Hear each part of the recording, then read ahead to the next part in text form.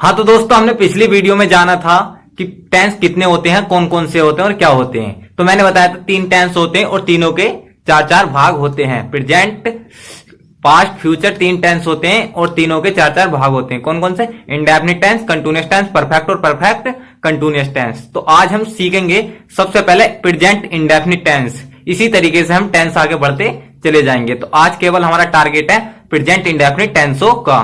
तो आज सीखेंगे हम प्रेजेंट इंडेफिनिट टेंस।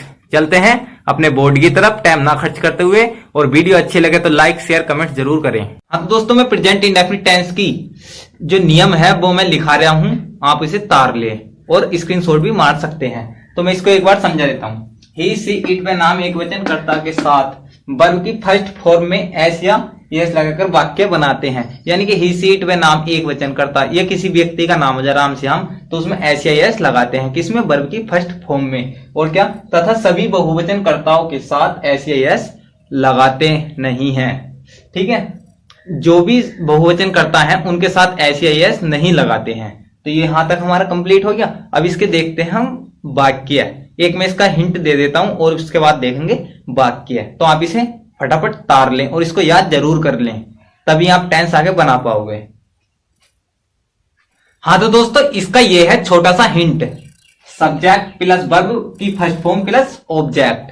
तो आप इसको भी तार लें। हिंट है ये, subject plus verb plus object, ये वर्ब की फर्स्ट फॉर्म है। ठीक है, तो ये इसका हिंट है। अभी हम बनाएंगे तो इसको समझ लेंगे और नियम भी देख लेंगे कि कैसे बनाने हैं। तो मैं अब लिख देता हूं आपके टेंस, और आप देखते हैं अब प्रेजेंट इंडेफिनिट के हम टेंस। सबसे पहले दोस्तों ये आ गया हमारा प्रेजेंट इंडेफिनिट टेंस का पहला एग्जांपल। तो सबसे पहले क्या है? तुम किताब पढ़ते हो, ये हमारा टेंस है। पीछे क्या आ गया? ते हो, तो किसका हो गया? प्रेजेंट इंडेफिनिट का। हो से होता प्रेजेंट, है हूं हो, तो ये होते प्रेजेंट, और ये ताती आते हैं इंडेफिनिट टेंस में। ठीक है, तो ये हो गया प्रेजेंट इंडेफिनिट का। ये भी इसकी पहचान है। जिन वाक्यों के अंत में हो या है हूं आदि शब्द आते हैं, समझ लो कि वो प्रेजेंट का है। और जिसमें आता ताती ते, तो उससे उसके बाद है के, तो वो कौन सा होता? कौन सा होता? इंडेफिनिट। तो ये क्या हो गया? ते से हो गया इंडेफिनिट और हो से हो गया प्रेजेंट, तो प्रेजेंट इंडेफिनिट। ठीक है, यहां तक समझ में आ गया क्लियर? अब इसके आगे बनाते हैं हम टेंस। कैसे बनाएंगे? नियम के अनुसार सबसे पहले तुम के लिए आएंगे यू। अब पढ़ने की क्या होती है? रीड, तो READ, रीड। तो इसमें क्या? वो तो आएगा नहीं, ऐसे ऐसा आएगा नहीं, आएगा नियम के अनुसार, क्योंकि नियम ये कहता है एक वचन कर्ता के साथ ऐसे यस लाएंगे, वरना बहुवचन कर्ताओं के साथ नहीं लाएंगे। तो ये बहुत सारे हैं, यूं तो तुम बहुत सारे, इसलिए इसमें ऐसे यस नहीं लगेगा। क्या पढ़ते हैं? किताब, तो यू रीड बुक। बस हो गया, बन गया। ठीक है, यू माने तुम, रीड माने पढ़ते हो, बुक माने किताब, तुम किताब पढ़ते हो। ठीक है, अब एक एग्जांपल और देख लेते हैं। तो ये आ गया हमारा दूसरा एग्जांपल। तो इसमें क्या है? वह। वह कौन है? एक है, केवल एक। तो इसको बना लेते हैं। देखो जल्दी जल्दी, वह की आ गई ही, और जाने की क्या होती है? गो। तो नियम के अनुसार अगर नियम पढ़ेंगे तो इसमें क्या लगेगा? एस या यस। एक वचन कर्ता के साथ ही सी इट व नाम एक वचन कर्ता के साथ एस या यस लगाते हैं। तो इसमें ES वर्ब की फर्स्ट फॉर्म है। तो ये फर्स्ट फॉर्म है हमारी वर्ब, जो जाने का काम हो रहा। और ऑब्जेक्ट क्या है इसमें? बाजार। तो कहां जा रहा है? बाजार, टू मार्केट, MARKET, मार्केट। तो ये बन गया ही गोज टू मार्केट। कैसे? ही सब्जेक्ट आ गया हमारा, गो वर्ब आ गई, टू मार्केट, मार्केट क्या हो गया? इसमें ऑब्जेक्ट हो गया, वर्ब और ऑब्जेक्ट। ये वर्ब में ES लग चुका है और ये टू मार्केट मतलब बाजार, तो ये ऑब्जेक्ट हो गया, सब्जेक्ट वर्ब प्लस ऑब्जेक्ट। ठीक है, इस तरीके से भी हम समझ सकते हैं। तो नेक्स्ट, हाँ तो दोस्तों यहाँ पे गौर करने वाली बात यह है कि प्रेजेंट इंडेफिनिट टेंस की जो सहायक क्रिया है वो डू या डज है।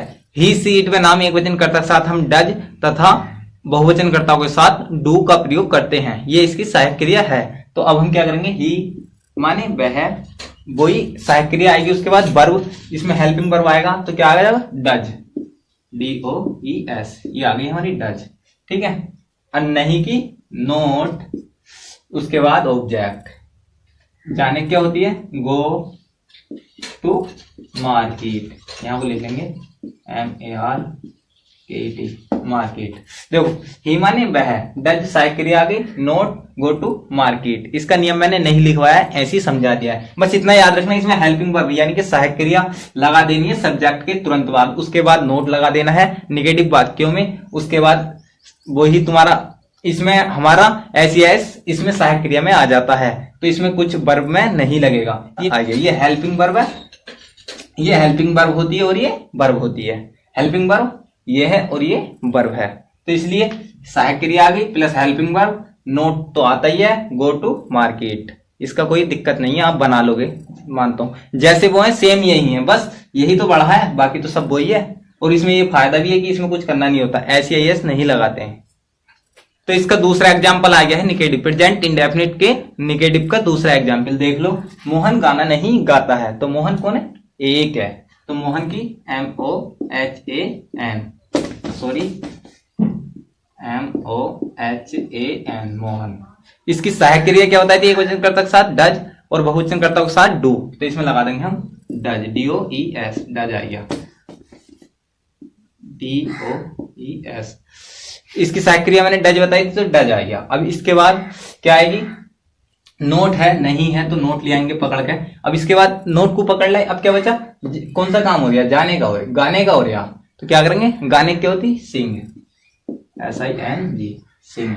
इसमें नहीं लगाते हैं SIS, क्योंकि हेल्पिंग वर्ब में आ जाती है सहायक क्रिया में, यानी कि तो ये आ गई हमारी सिंग। क्या गा रहा है वो? सॉन्ग, तो ए सॉन्ग, बस बन गया। Mohan does not sing a song, Mohan एक गाना नहीं गाता है। ठीक है, समझ के बाद आगे चलते हैं हम प्रेजेंट इंडेफिनिट का इंट्रोगेटिव सेंटेंस। अब हम देखते हैं इंट्रोगेटिव, है ना, इंडेफिनिट का इंट्रोगेटिव। तो इसमें क्या होता है? शुरू में ही क्वेश्चन वर्ड, ये बीच में शब्द आ जाता है क्वेश्चन वर्ड, तो ये क्या? प्रश्नवाचक पीछे चिन्ह लगा होता है और क्वेश्चन वर्ड आ जाते हैं, जैसे कि कब, क्यों, कैसे। तो शुरू में आगे क्या, जिन वाक्यों के शुरू में क्या शब्द आ जाता है तो हम उन्हें लिखते नहीं हैं, उनकी जगह सहायक क्रिया का प्रयोग करते हैं। तो इसमें क्या? वह के अनुसार सहायक क्रिया हम क्या लगाते थे? डज। तो इसमें क्या आएगा? डज। शुरू में क्या आ जाएगा? Does, DOES। क्या की अंग्रेजी नहीं लगाते हैं। उसके बाद सब्जेक्ट आ जाएगा हमारा, सब्जेक्ट है, सब्जेक्ट क्या? वह की आ गई ही। इसके बाद क्या आएगा? जाने की, किसकी लाएंगे? जाने की। वर्ब लाएंगे, वर्ब क्या हमारी? जाने का काम हो रहा, तो जाने की क्या होती? गो। कहां जा रहा? बाजार, तो टू मार्केट, टू MARKET। ये बन गया हमारा टेंस। जिन वाक्यों के शुरू में क्या शब्द आ जाए तो क्या की अंग्रेजी हम नहीं लगाते हैं, उस वाक्यों को सहायक क्रिया से बनाते हैं। तो इसकी सहायक क्रिया हमने भाग लिया है ही, वह क्या कि ही गो टू मार्केट, बस सिंपल हो गया। बस यही है, एक और समझ लो जिसमें बीच में आता है क्वेश्चन वर्ड।